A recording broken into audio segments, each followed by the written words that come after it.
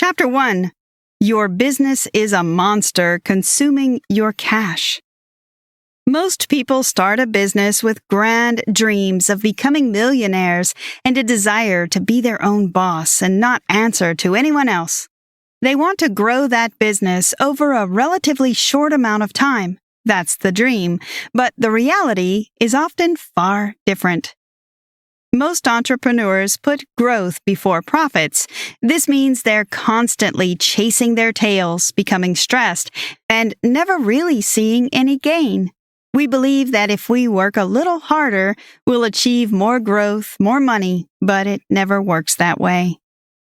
Half of all businesses fall into failure within the first 5 years of being established. That's a considerable amount, enough to put you off starting your own business. The businesses that do survive are often struggling to stay afloat, fighting debt constantly.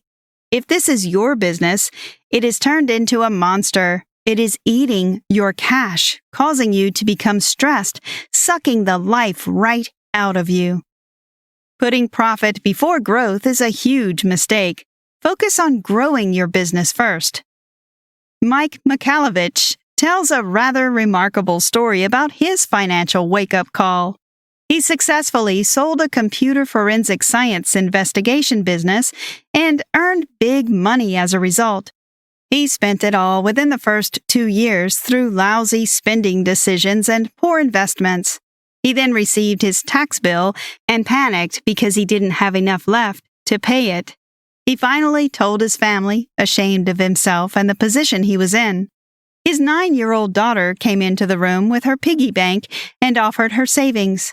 At that moment, Mike Michalowicz learned the actual value of money, and Profit First was born. Did you know? Mike Michalowicz now has a net worth of over $1 million.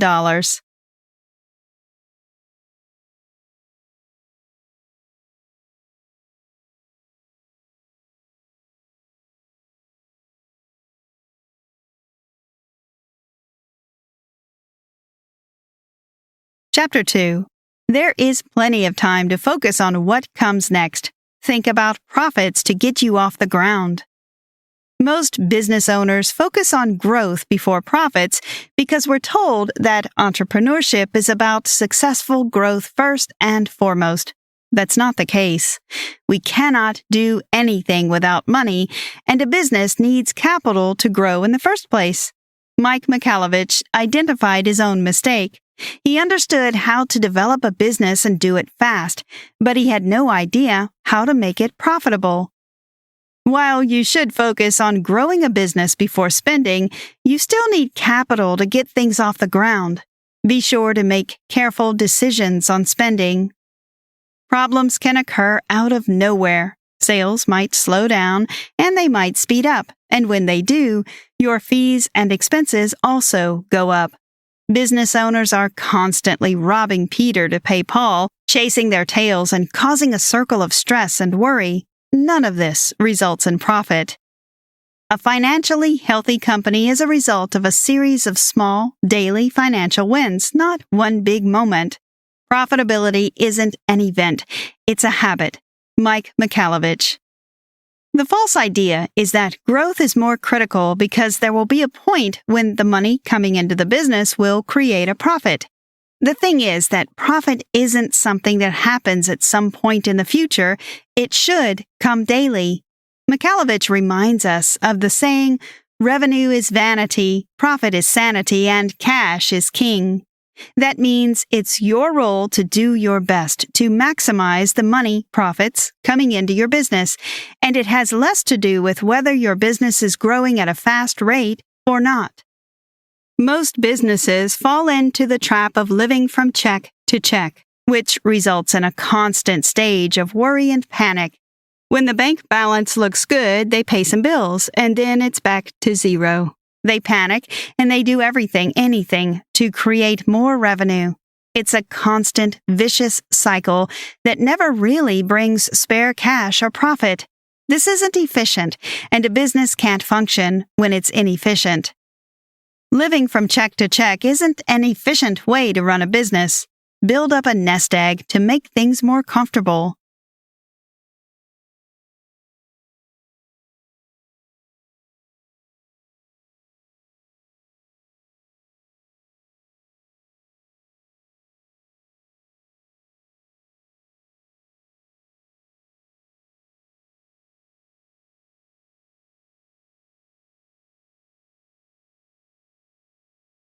Chapter 3. Accounting and entrepreneurship are two different things. Visits to the accountant can be frustrating for a business owner. That's purely because the way accounts are viewed by accountants and the way an entrepreneur views them are two different things. Mike Michalowicz gives an excellent example of a visit to his accountant. His accountant was pleased and told him that he had made $15,000 in profits that year. Michalowicz thought that was great and asked where the cash was. After all, he wanted to go out and celebrate this profit. His accountant then bumbled and told him this was the profit the business had made over the year, but it had probably already been spent in other areas, so there was no money to withdraw at that moment. This profit had covered expenses, and at that moment, he understood that accountants have a different idea of what profits are. What your accountant tells you about your profits can be different from the actual amount of cash you have to spend. Expenses eat into spare cash. Your actual profits and the money made on paper, but is used to pay expenses, is never genuine profit or spare cash. Understand the differences to ensure you don't slip up.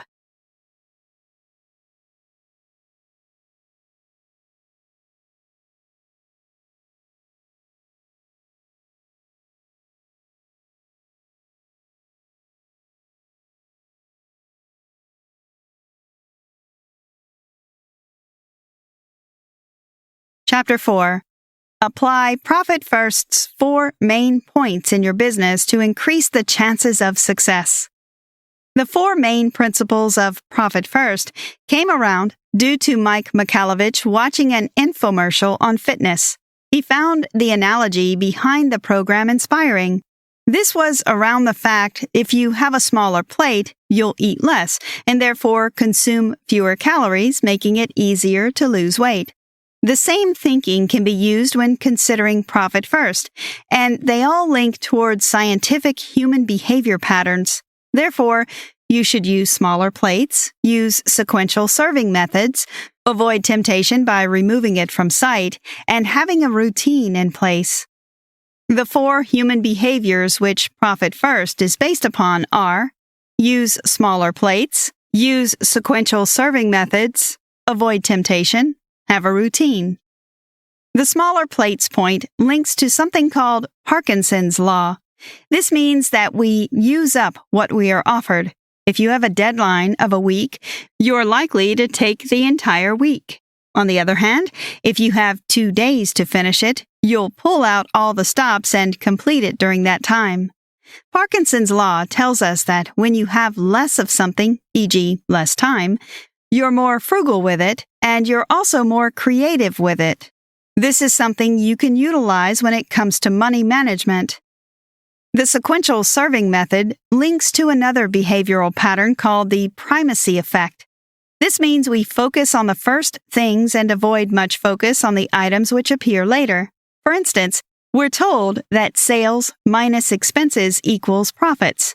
Our minds automatically focus on the first 2 words, e.g., sales and costs, and we forget about the profits. That's all wrong. Michalowicz suggests we turn that on its head and think of profits before sales and expenses. Your new way of thinking is sales minus profit equals expenses. Focus your attention on expenses before you relax with your profits. Sales minus profit equals expenses. Removing temptation is undoubtedly a no-brainer. Remove money from your site and away from your easy access, and that way you won't dip into it for other means. The final point is the routine, which teaches you how to manage money better and avoid panic.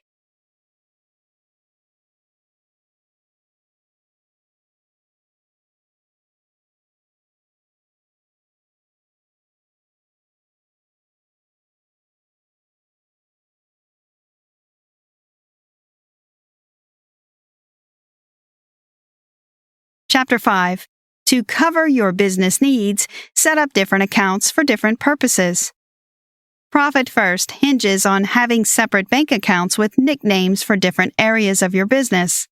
You should open 5 other bank accounts and give them set names: income, profit, owner's comp, tax, and OPEX.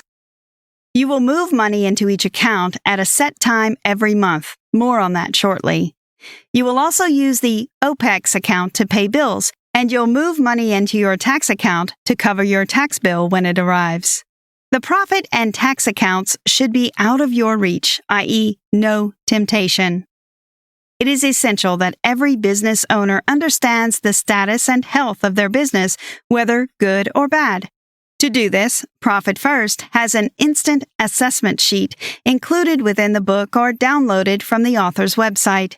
This is an easy-to-follow assessment that requires your regular taxation information, profit information, and balance sheets for the last tax year. Do a regular health check on your business to find problems that you might be blissfully unaware of. The instant assessment results can often be a shock to entrepreneurs because they didn't understand the status of their own business. They assumed they were profitable, but the truth of the matter is that they're not. If this is the case, the outcome is pleasing, and you know your point towards building for the future. You can now make sensible decisions and place profit as your priority. We assume that multi-million-dollar companies are turning big profits, but it's rare to find a truly profitable business. Mike Michalowicz.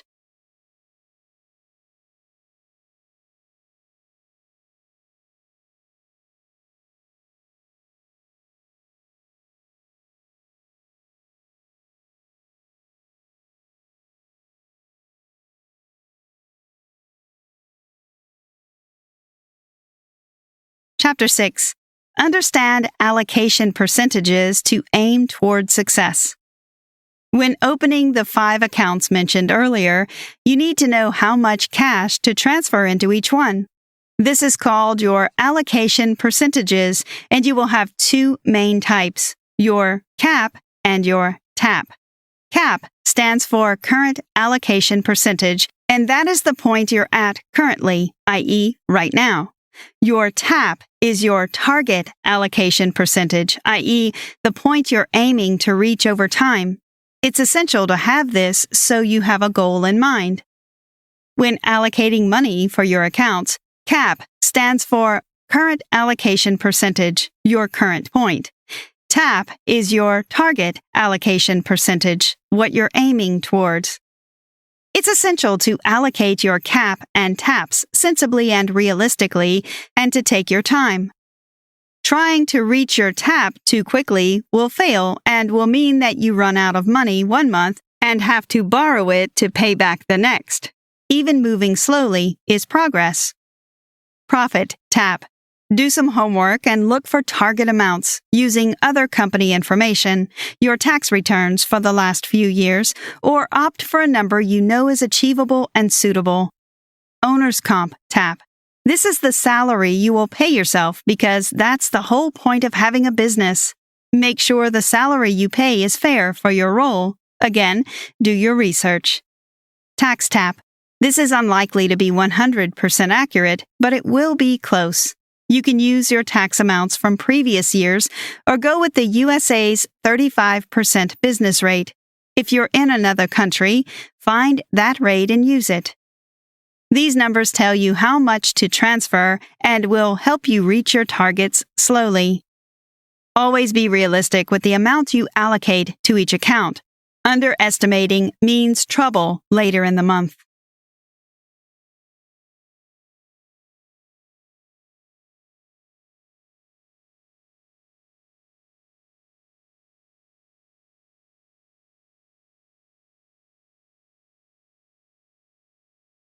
Chapter 7.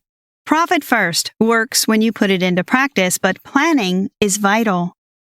When you decide to follow the Profit First route, you need to actually follow through. It's no good reading it and thinking, hey, that's a good idea, and then never making steps. You need to commit to the process.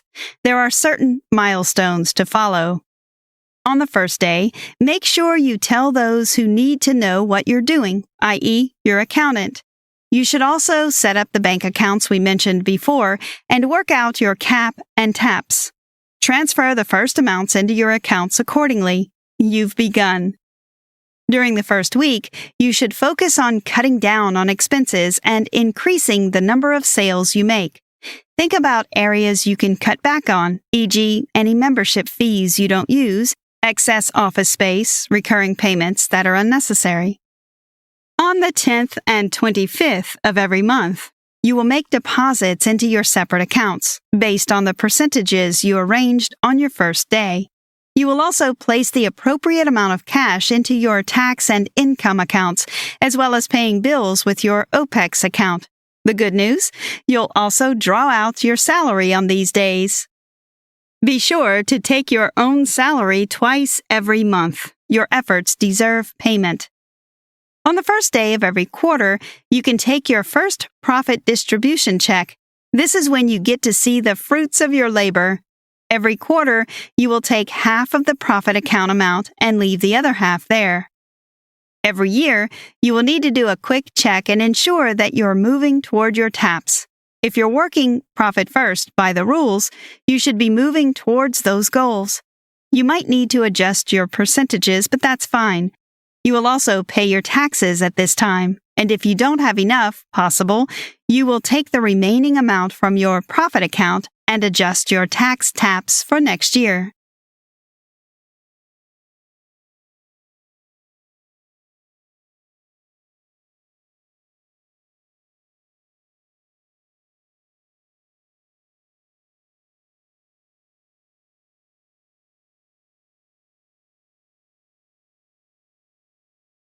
Chapter 8.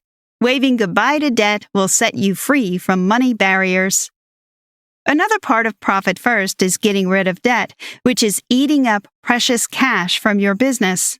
Many businesses survive on credit, but this isn't real profit, and it's simply the adage we mentioned before, robbing Peter to pay Paul. It's essential to be honest about the amount of debt you have within your business and then put a plan to reduce it and eventually eradicate it. Work to pay off your debt and give yourself total financial freedom. Mike Michalowicz suggests something called the debt freeze. This means you're going to stop racking up more debt and you're going to get rid of any debt that you have currently. This doesn't affect the business, but it might mean cutting back here and there and creating a leaner running machine.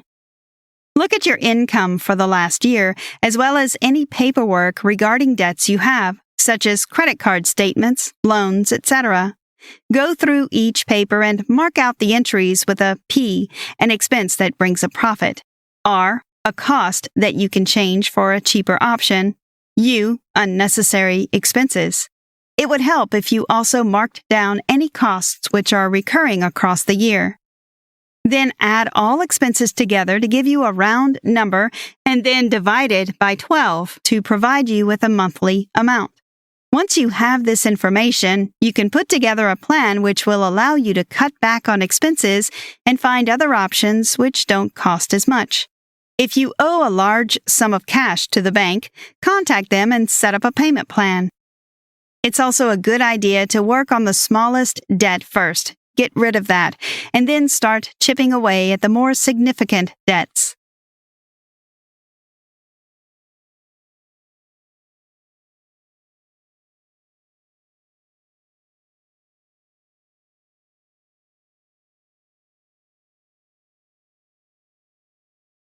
Chapter 9. Your business contains more cash than you know. You simply need to find it. Profit First teaches you that you have more cash within your business than you know, and that it just takes a little freeing up. For instance, you might have a bad client who regularly pays late. In that case, cast them aside, but don't burn bridges as you may need them later on. With that time, you can give more time to your good clients or connect with clients who are likely to be more high quality for your business. Bad clients weigh your business down and cause loss of time and revenue. Concentrate on encouraging good clients instead. You should also never underestimate the power of planning. Put together a well-thought-out sales strategy and a marketing strategy to work alongside it.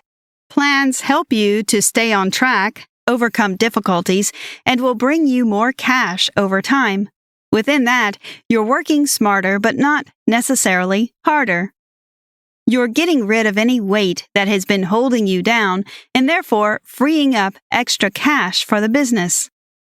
Learn how to work smarter rather than harder by planning things carefully and looking for areas that are draining your cash flow.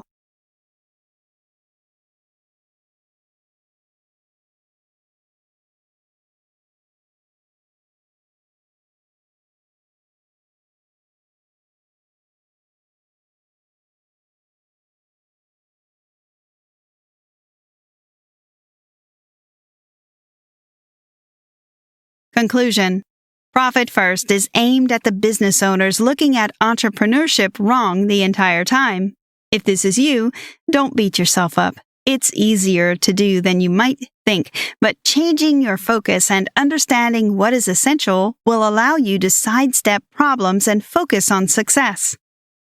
By focusing on growth before profits, you're chasing check to check, and as Michalowicz states, you're living from panic to panic. This isn't fun, and it's not the reason you decided to establish your own business. With a slight change of direction, you can rekindle the passion you had for your business at the start. It's true that when you enjoy something, you focus on it more, and you push it a little more too. This is never a bad thing with a business. Far too many entrepreneurs assume they need to grow a business before it can actually start to bring dividends, but that means that you're struggling from the get-go. Struggling isn't fun, and perhaps that's why so many businesses fall at the first hurdle. By taking control of your finances and arranging them more sensibly and efficiently, you will have no surprises. You will have precisely what you need when you need it. Then the monster your business became will be tamed into nothing more than a fluffy, yet very profitable, puppy. Try this. Conduct an instant assessment. Set up your 5 basic bank accounts. Identify your level of debt and make a plan to get out of it.